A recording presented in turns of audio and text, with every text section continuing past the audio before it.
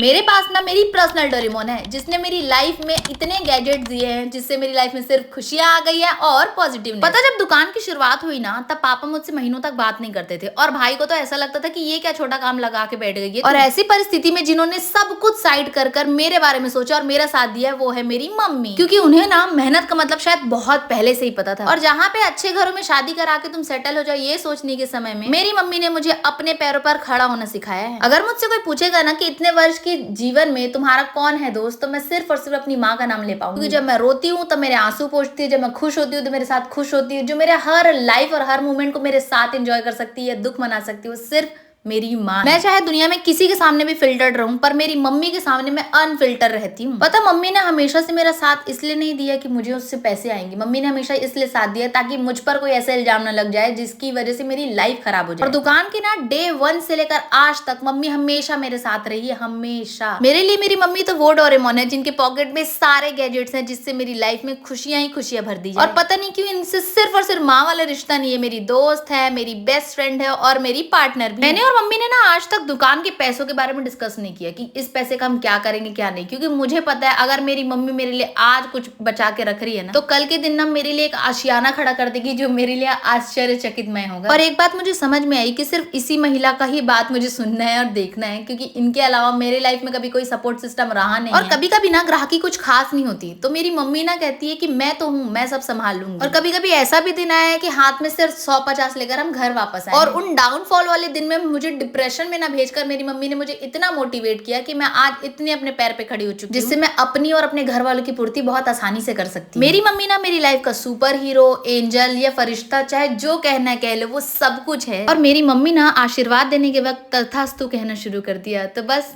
जिंदगी में इतनी खुशमय आ गई है कि अब कुछ नहीं चाहिए सिवाय उनके।